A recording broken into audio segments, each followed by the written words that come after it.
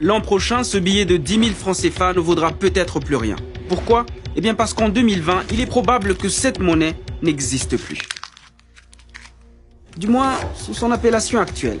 Car si on veut nous faire croire que le franc CFA va disparaître, en réalité, il sera toujours là.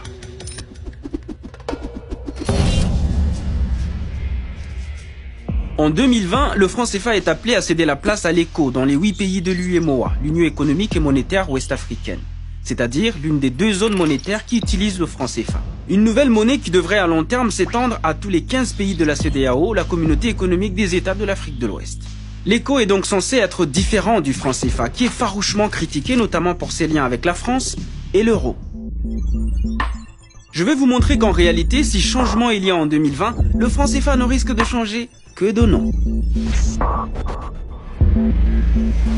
L'ECO, c'est quelque part un stratagème pour les pays qui utilisent le franc CFA de ne pas faire du tout de réforme et en tout cas de couper ce lien-là avec le trésor français. C'est comme si vous alliez dans un restaurant et on vous sert la sauce habituelle, préparée avec les mêmes ingrédients, par le même cuisinier, mais avec un nom différent sur le menu. Attendez, je vous explique. La CEDEAO compte 356 millions d'habitants et totalise un PIB global de plus de 817 milliards de dollars américains. Depuis sa création en 1975, la CEDEAO rêve d'une intégration régionale qui doit passer par une monnaie unique. Et ce projet de monnaie commune a été adopté en 1983, mais n'a jamais vu le jour. Or, avec l'adoption de cette monnaie unique, la CEDEAO pourrait devenir la 18e puissance économique du monde devant la Turquie, la Suisse et l'Arabie Saoudite. Mais pour qu'il y ait cette monnaie unique, il faudrait d'abord réformer les politiques monétaires et abandonner les 8 monnaies en circulation dans l'espace CEDEAO. C'est-à-dire le franc CFA de l'UEMOA, créé par la France en 1945 et qui reste aujourd'hui l'une des 2 monnaies coloniales encore en circulation dans le monde, et les 7 monnaies nationales des pays non membres de l'UEMOA. Le 29 juin 2019, les chefs d'État de la CEDEAO ont enfin annoncé la création de cette union monétaire. Le problème, c'est que sur le papier, ça ressemble à la monnaie unique tant attendue, mais dans sa mise en œuvre, l'ECO a tout l'air d'un franc CFA sous un autre nom. Est-ce qu'il s'agit de renommer le franc CFA ou est-ce qu'il s'agit de créer une véritable monnaie unique à l'échelle de la CEDEAO qui compte 15 pays? Et c'est là que ça devient intéressant. L'agenda de la CEDEAO prévoit une approche dite graduelle, c'est-à-dire que ce sont les mêmes pays de l'UEMOA qui utilisent déjà le franc CFA qui commenceront à utiliser l'ECO, et les autres étant censés les rejoindre. Or, le franc CFA et l'ECO sont 2 projets distincts et l'économiste camerounais Martial Zebelinga est clair, les 2 projets ne peuvent pas aller ensemble.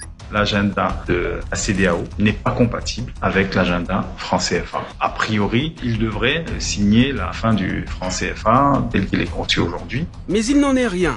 Le franc CFA devenu ECO continuera-t-il d'être imprimé en France? La moitié des réserves des pays qui l'utilisent seront-elles toujours stockées dans le trésor français? Et donc, les grandes décisions concernant l'ECO se prendront elles aussi toujours à Paris. C'est-à-dire qu'il y a donc une colonialité monétaire du franc CFA en particulier, mais il y a une colonialité réelle aussi, des structures productives. Pour certains économistes comme Dongo Samba Sylla, co-auteur du livre L'arme invisible de la France-Afrique, une histoire du franc CFA, il n'y a qu'une seule explication.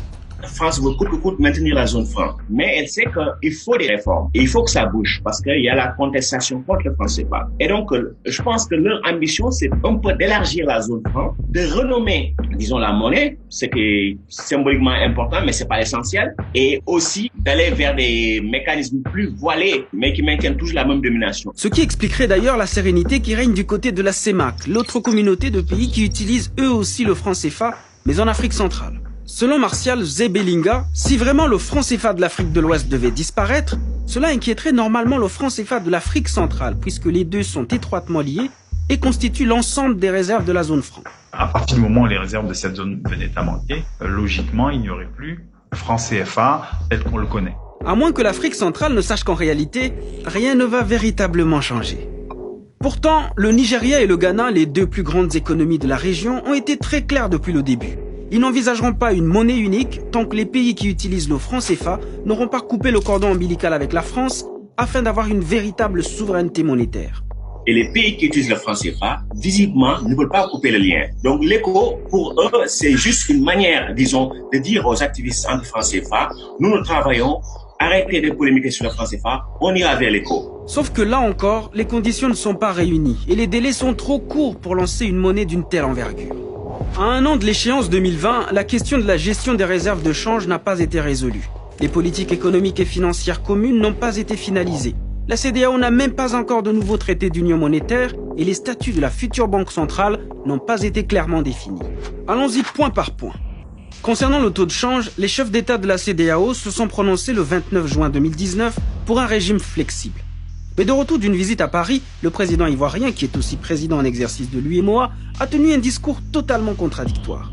Si l'éco devait venir à adoption en 2020, il n'y aura pas de changement de parité entre le franc CFA devenu éco et l'euro. En gros, même le taux de change ne changera pas. Une double cadence qui intrigue l'économiste Gilles Yaby, pour qui cette démarche nuit à la crédibilité d'une vraie monnaie de la CEDEAO. Je crois que cette crédibilité, elle doit venir de l'engagement politique extrêmement fort des dirigeants de tous les pays de la région. Mais je suis pas sûr qu'on ait le leadership politique aujourd'hui dans la région qui permet de le faire. Le communiqué de la CEDEAO parle d'un système fédéral et d'une banque centrale communautaire. Mais quelles seront concrètement ces relations avec les banques nationales? Quelle sera par exemple la valeur de l'éco par rapport au dollar américain ou au yuan chinois? Combien d'éco vaudra un naira nigérian ou un cedi ghanéen? Quel rapport ces monnaies entretiendront-elles au sein de la CEDEAO? On est à quelques mois de l'entrée en vigueur d'une monnaie dont dépendront potentiellement plus de 350 millions de personnes et la seule chose dont on est sûr, c'est son nom, qui est d'ailleurs lui aussi problématique. À quoi renvoie le terme éco dans la vie des populations au quotidien? Rien, absolument rien. Si ce n'est une forme de mimétisme par rapport à l'euro. Il y a un vrai problème de créativité, d'imagination et surtout, il y a l'absence d'un imaginaire africain. Pour pouvoir utiliser l'éco, les pays de la CEDEAO doivent remplir certains critères qu'ils ont appelés des critères de convergence. Mais comme le dit le rapport du comité ministériel de la CEDEAO, aucun des 15 pays n'est réellement prêt pour 2020. Pour tous les pays qui utilisent le franc CFA, s'il n'y a pas des aides budgétaires qui viennent de l'étranger, aucun de ces pays ne pourra remplir, disons, ce critère-là. Mais si les pays de la CEDEAO ne sont pas prêts, s'il reste encore tant de questions sans réponse, pourquoi les chefs d'État ouest-africains se pressent-ils? On ne comprend pas cet acharnement-là à vouloir coûte que coûte aller vers une zone éco sans ce préalable du fédéralisme budgétaire. Si on veut aller vers une union monétaire, en fait, il faut être prêt pour l'unité politique fédérale. Autre fait étrange. Comment se fait-il que des présidents comme Alassane Ouattara, défenseur du franc CFA, fassent partie de ceux qui subitement veulent une nouvelle monnaie en 2020? Martial Zebelinga y voit un risque d'enterrement du projet.